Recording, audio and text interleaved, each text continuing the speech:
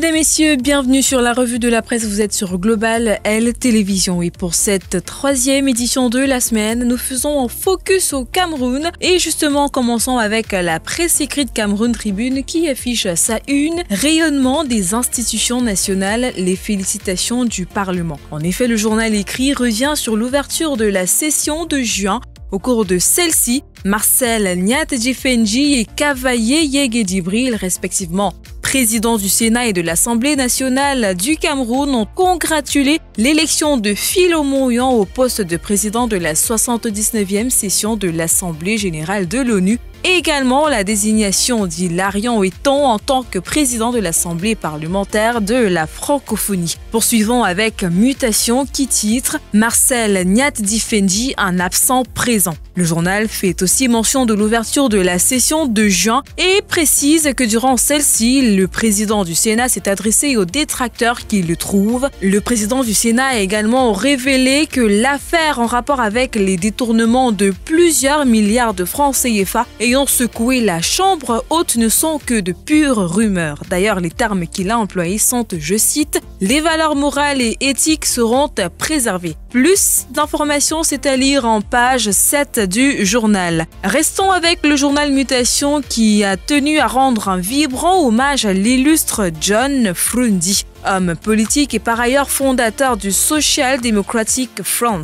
En rappel, ce dernier est décédé le 12 juin 2023 de suite de maladie dans la ville de Yaoundé.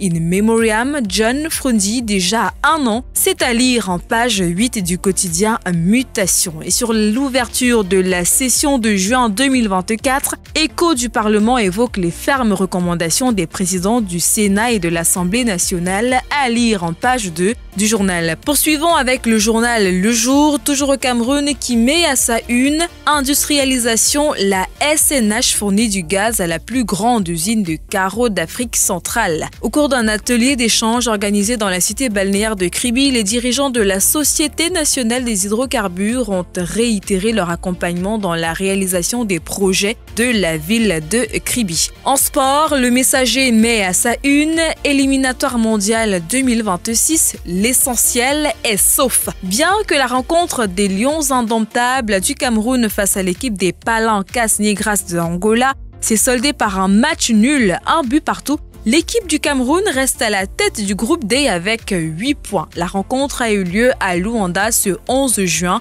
2024. Le journal Info Matin, lui aussi, évoque cette actualité en rapport avec la Coupe du Monde 2026 et titre Éliminatoire mondial 2026, le Cameroun toujours en tête du groupe D. Selon le journal, Aboubacar Vincent et sa bande rassurent les fans de football camerounais malgré le temps de préparation réduit. L'info à chaud, lui aussi, titre en grande une. Malgré le match nul face à l'Angola, les Lions rassurent. Parlons d'un tout autre sport à présent avec le journal Quotidien Réalité qui affiche à sa une le Cameroun est en haut. Le professeur Justine Difo, élu secrétaire général de la Confédération africaine de Nambudo par acclamation. En effet, il a été élu pour un mandat de 4 ans par ses pairs africains au secrétariat général de la Confédération. Terminons avec le quotidien Éco-Santé. Le journal s'insurge contre les décès dans les maternités et met à sa une les sages-femmes en rang serré à Douala. L'objectif de cet atelier est de permettre à ces accoucheuses de s'approprier de nouveaux guides de travail et d'accouchement. Plus de détails à lire en pages 6 et 7 du journal. Et c'est ici que nous mettons un terme à cette revue de la presse spéciale Cameroun. N'oubliez pas de télécharger l'application Global LTV sur Play Store pour avoir l'étendue de nos programmes partout où vous vous trouvez. Au plaisir, très bientôt pour un autre numéro de la revue de la presse.